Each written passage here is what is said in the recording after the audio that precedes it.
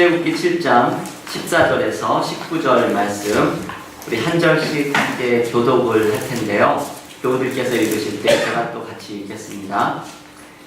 여호와께서 모세에게 이르시되 바로의 마음이 완강하여 백성 보내기를 거절하는도다. 아침에 너는 바로에게로 가라. 보라, 내가 물 있는 곳으로 나오리니 너는 나의 강가에 서서 그를 마시며 그 뱀되었던 지팡이를 손에 잡고 그에게 이르기를 히브리 사람의 하나님 여호와께서 나를 왕에게 보내어 이르시되 내 백성을 보내라. 그러면 그들이 광야에서 나를 섬길 것이니라 하였으나 이제까지 내가 듣지 아니하도다. 여호와가 이같이 이르노니 내가 이로 말미암아 나를 여호와인 줄 알리라. 볼지어다 내가 내 손에 지팡이로 나일강을 치면 그것이 피로 변하고 나일강의 고기가 죽고 그 물에서는 악취가 나리니 애굽 사람들이 그 강물 마시기를 싫어하리라 하라. 여호와께서 또 모세에게 이르시되 아론에게 명령하기를 내 지팡이를 잡고 내 팔을 애굽의 물들과 강들과 문화와 못과 모든 곳을 위에 내밀라 하라. 그것들이 피가 되리니 애굽 온 땅과 나무 그릇과 돌 그릇 안에 모두 피가 있으리라. 아멘. 요즘 저희가 수요일에 모세를 묵상을 하고 있는데요. 오늘 모세 묵상의 6번째 시간입니다. 오늘 우리가 묵상하는 대목은 모세가 우리가 지난 2주 전까지 묵상했던 말씀은 모세를 준비시키는 하나님이셨죠. 이제 모세의 모든 준비가 다 끝났고 이제 출애굽기의 가장 중요한 부분이죠. 이스라엘 백성들을 애굽에서 인도하여 나는 해방의 역사를 이루기 위해서 이제 모세가 바로 왕 앞에 서는 장면이 이제 오늘부터 우리가 묵상을 하는 대목입니다. 이제 하나님께서 애굽 땅에 10가지의 재앙을 내리셔서 이스라엘 백성들을 인도해 내시게 되는데 애굽 왕 바로가 이 10가지의 재앙 속에서도 이스라엘 백성을 순순히 내어줄 리가 없지요. 그 수많은 노동력의 사람들을 순순하게 내어줄 리가 없습니다. 하나님은 바로의 완강한 마음을 돌리기 위해서 모세를 통해서 이제 10가지의 재앙을 내리십니다. 이것이 우리가 쉽게 이야기하면 기적이죠. 여러분, 어떤 분들은 이 기적에 대한 이야기를 잘 믿지를 못합니다. 제가 아는 분들도 이 출애굽기 10가지의 기적의 이야기를 이걸 어떻게 이해해야 하는지 과학적으로 참 난감하다 이야기하는 분들을 종종 만나게 됩니다. 초자연적인 어떤 현상을 믿는 것은 아주 미신적인 것으로 생각을 하고 과학적으로 이해가 되지 않는 것을 믿는 것은 어리석은 것처럼 생각이 됩니다. 김영복 목사님이 쓴 책 가운데 사랑하는 사람은 누구나 아프다 라는 책에 보면 이분이 섬기는 교회 한 장로님 이야기가 소개가 됩니다. 이 장로님은 조지타운 대학의 의과대학 교수, 의사이죠. 아주 저명한 실력 있는 분이었던 것 같은데 이분은 질병에 대해서 기적적인 치유를 절대로 믿지 않고 있었던 분입니다. 누군가가 기적적인 치유를 받았다고 하면 이분 생각은 아마도 우리가 알지 못하는 이유가 있겠지. 의사가 생각하지 못한 이분의 어떤 다른 습관이나 생활의 모습이 있겠지. 단지 그것을 못 알아볼 뿐이지. 이분은 이렇게 생각을 했던 분입니다. 그런데 이 의사인 장로님의 생각이 완전히 바뀌는 경험을 했습니다. 이 장로님에게 심각한 허리 통증이 생겨서 이게 너무나 심해서 수술을 받기로 날짜를 정해놓았습니다.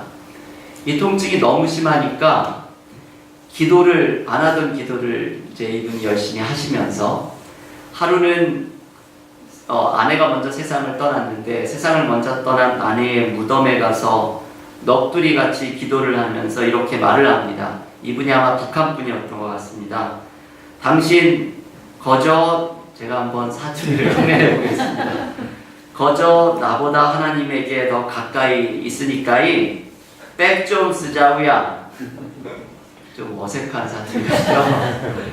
제발 이 통증 좀 제거해달라고 하나님께 부탁 좀 해주구만. 아님 나를 그만 데려가시든지 이거 뭐 이래가지고야 어디 살겠니? 이분이 이렇게 아내 앞에서 넋두리를 하면서 이렇게 기도를 했습니다.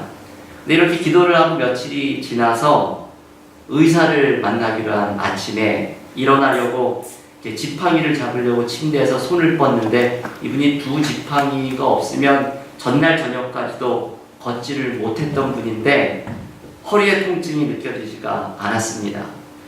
그래서 이 지팡이를 잡고 일어났는데 지팡이가 필요 없이도 걸을 정도로 허리가 말끔하게 나은 것을 발견했습니다. 의사를 만나서 왜 그런 거 같냐 물어보아도 의사도 알 수 없고 내가 알 수 없는 어떤 이유가 있나 곰곰이 생각을 해도 아무리 생각해도 이유를 발견할 수가 없었습니다. 그래서 이분이 자기가 평생 지니고 있던 기적에 대한 생각을 바꿨죠. 기적이 없다는 신념을 포기하고 그날 이후로 기적 전도사가 되었습니다. 온 데를 다니면서 기적은 일어난다 간증하면서 다니는 분이 되었습니다. 여러분, 하나님께서는 우리의 삶에도 놀라운 기적을 일으키십니다. 하나님께서 우리의 삶 속에 기적을 일으키실 때에는 거기에는 어떤 이유가 있습니다. 어떤 의미가 있습니다. 오늘 우리가 묵상하는 모세가 하나님을 통해서 일으킨 10가지의 재앙은 기적의 이야기는 하나님께서 우리의 삶에서 일으키시는 기적의 의미를 묵상할 수 있도록 초대해 줍니다. 제가 3가지의 의미를 함께 묵상을 하려고 하는데요. 첫 번째, 기적은 하나님의 신비한 인도하심에 대해서 가르쳐 줍니다. 오늘의 본문의 특징 가운데 하나는 오늘 본문 출애굽기 7장 14절에 등장을 하는 바로의 마음이 완강해졌다라는 표현입니다. 바로의 마음이 아주 강팍해져서 이스라엘 백성 내보내기를 거절합니다. 바로의 마음이 완강하고 악해져서 하나님의 뜻을 거부하는 것이 이 10가지의 재앙 내내 반복적으로 등장을 합니다. 그런데 어느 순간에는 저는 이게 참 늘 이해가 안 됐거든요. 하나님께서 바로의 마음을 완악하게 만드셨다는 표현들이 자꾸 등장을 합니다. 저는 그런 생각을 했죠. 이거 참 이상한 이야기다. 하나님이 바로의 마음을 간팍하게 만들어 놓고서는 하나님의 뜻을 따르지 않는다고 재앙을 내리신다니 이것이 참 이해가 되지 않는 이야기다 라고 생각을 많이 했습니다. 오늘 이 바로의 마음을 하나님께서 완강하게 하신다는 것을 보다 정확하게 표현을 하면 바로가 그 고집대로 있는 그대로 하나님이 내버려 두신다는 사실입니다. 그런 의미이죠. 사실 누군가가 여러분 그런 경험 많이 하시죠? 고집을 부릴 때에는 아무리 말을 해봐도 소용이 없습니다. 이 사람이 스스로 고통을 당하고 아픔을 겪으면서 스스로 깨닫는 것이 어쩌면 좋은 방법이 될 때도 있습니다. 하나님께서는 바로의 완강함을 내버려 두시지만 10가지의 재앙을 통해서 바로를 끊임없이 도전해 가시고 그리고 하나님의 뜻을 이루어 가십니다. 여러분, 지금 제가 말씀드린 이 메시지가 사실 귀한 말씀입니다. 바로의 완강함은 우리의 인생에 있어서는 절망을 의미합니다.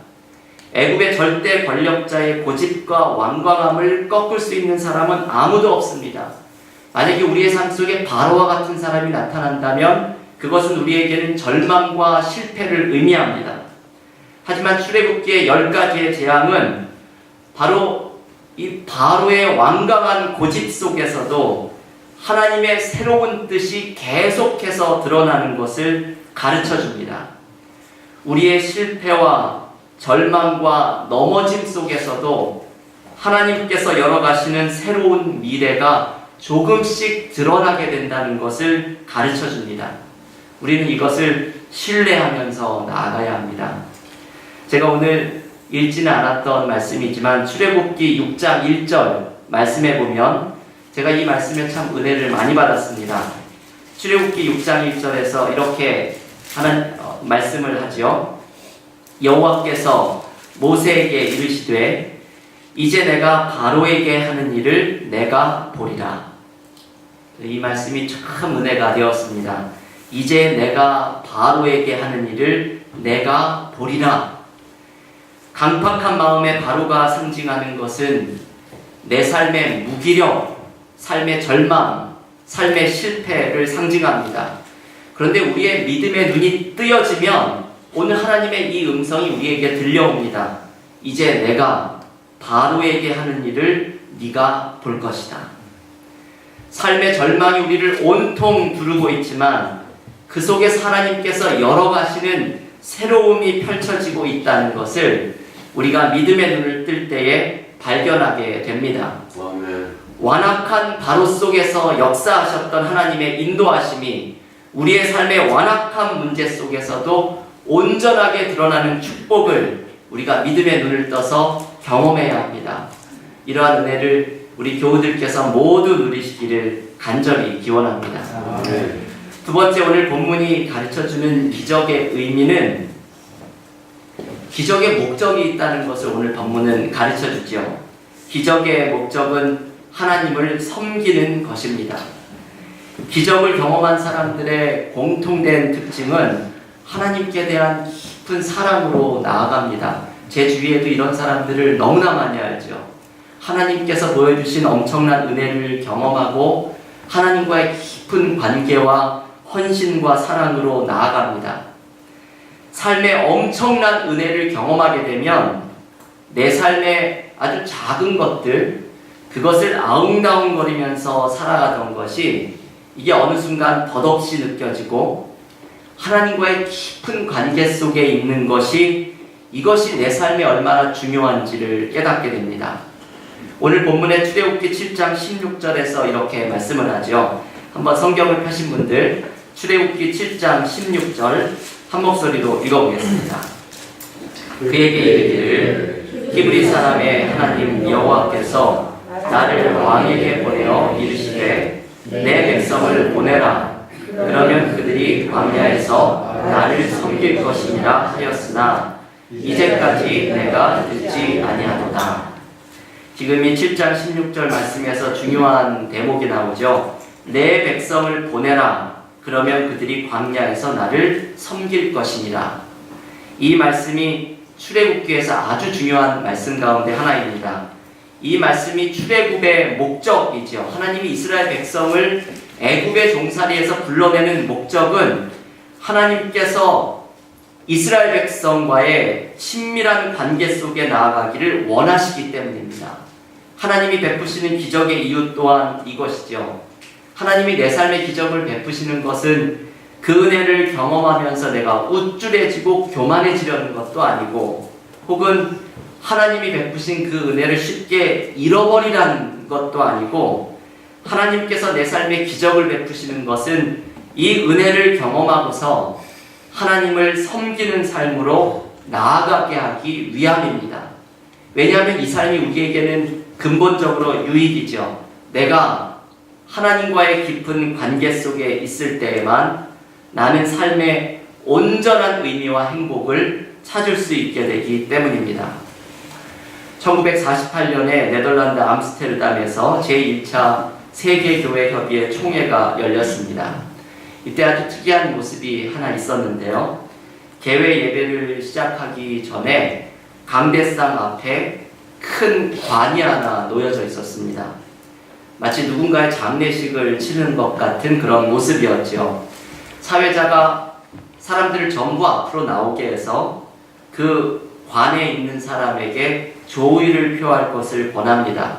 그래서 사람들이 줄을 지어서 앞으로 나가서 한 사람씩 그 관을 들여다보고서 사람들이 깜짝 놀랐습니다. 왜냐하면 관 속에는 큰 거울이 놓여 있었고 그래서 관을 들여다보는 사람마다 자신의 얼굴을 보았기 때문입니다. 이런 일을 했던 그 이유는 아주 분명하죠. 우리가 언젠가 이렇게 관에 들어갈 사람이라는 건 그런데 무엇을 그렇게 붙잡고 아웅다웅하느냐 이 메시지를 주고 싶었던 것이죠. 이것을 개회협의 전에 경험한 다음에 그 다음에 이어진 모든 회의에서 아주 모든 문제들이 잡음 없이 잘 처리가 되었다고 합니다. 우리도 앞으로 중요한 회의를 할 때에 큰 이거 하나 준비해가지고 하면 어떨까 하는 생각을 해보았습니다.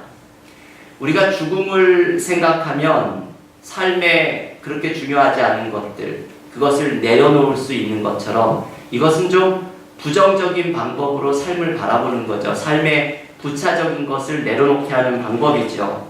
근데 보다 긍정적인 방법으로 똑같은 효과가 있는 것이 바로 오늘 본문의 말씀입니다. 하나님의 은혜를 경험하면, 하나님의 기적을 경험하면 내 삶에 뭘 그렇게 붙잡고 있는지 그것을 내려놓고 하나님을 섬기는 삶으로 나아갈 수가 있게 됩니다. 여러분, 하나님께서 여러분의 삶 속에 주셨던 은혜가 얼마나 큽니까? 인생에서 삶의 바닥을 칠 때에, 삶의 최악의 상황에 있었을 때에 그때 경험했던 하나님의 최고의 은혜가 얼마나 크고 놀랍습니까? 우리는 이런 은혜를 경험한 사람들이었지만 그것을 얼마나 쉽게 잃어버리고 살아갈 때가 많이 있습니까? 오늘 하나님께서 출애굽기를 통해 가르쳐 주시는 내 삶의 기적을 베푸시는 이유는 그 은혜를 잊어버리지 말고 하나님을 섬기는 삶으로 나아가기를 초대하는 것입니다. 내가 하나님을 섬기고 하나님과의 깊은 관계 속에 있을 때에만 내 삶의 온전한 의미를 비로소 발견할 수가 있게 됩니다. 내 삶에 베풀어 주셨던 하나님의 은혜를 붙잡고서 언제나 하나님 앞으로 가까이 나아가는 우리 모두가 될 수 있기를 기원합니다. 마지막 오늘 세 번째로 오늘 본문에서 묵상하는 기적의 의미는 나일강이 피로 변하는 기적, 이게 10가지 재앙의 첫 번째 기적이죠. 이 기적 자체에서 묵상을 할 수가 있습니다. 월터 브루그만이라는 구약성서학자는 오늘의 이 첫 번째 기적을 묵상하면서 나일강을 두 가지의 의미로 해석합니다. 첫 번째는 강은 생명의 근원이죠. 언제나 인류의 역사를 보면은 인류의 문명이 발전한 것은 큰 강을 중심으로 해서 문명이 발전을 합니다. 왜냐하면 사람은 물이 없이는 살 수가 없고 결국은 물을 통해서 모든 생명의 근원이 나오기 때문입니다. 결국 오늘의 기적, 이 강이 변하여서 피가 되는 것, 그래서 인간이 살 수 없게 된다는 이 첫 번째 기적의 모습은 생명의 근원이 과연 누구인지를 가르쳐주는 이야기입니다. 오늘 이 첫 번째 기적의 메시지는 생명의 근원이 하나님이시다는 것을 가르쳐주는 말씀이지요. 월터 브루그만은 이 강의 의미를 두 번째로 권력의 상징으로 강의 의미를 바라봅니다. 강이 생명의 근원이기 때문에 누구든지 강을 통제하는 사람이 권력을 장악할 수가 있습니다. 이집트의 바로왕은 나일강을 다스리고 통제하는 존재였지만 이 나일강을 피로 바꾸는 하나님의 기적은 이것을 가르쳐주죠. 과연 여기서 진정으로 다스리는 사람은 누구냐? 애국왕 바로가 아니라 바로 하나님께서 온 세상을 진정으로 다스리는 분이라는 것을 가르쳐줍니다. 오늘 이 첫 번째 기적, 나일강의 물이 피로 바뀌는 기적은 이렇게 중요한 의미를 가지고 있습니다. 하나님은 생명의 근원이 되시고 하나님이 온 세상을 다스리는 분이라는 이야기입니다. 우리의 삶 속에 기적이 일어나는 이유 또한 바로 이것에서 묵상을 할 수가 있죠. 내 삶에 하나님께서 기적을 베푸시는 이유는 하나님이 우리를 다스리고 계시다는 것을 깨닫게 하는 사건들입니다.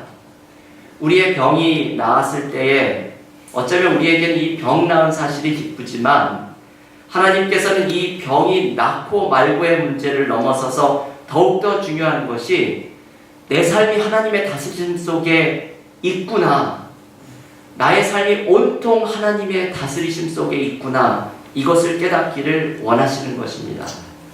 어쩌면 우리가 기적 자체를 경험하는 것보다도 이 기적이 전해주는 이 의미, 내 삶이 하나님의 다스리심 속에 있구나를 깨닫는 것이 더욱더 중요합니다.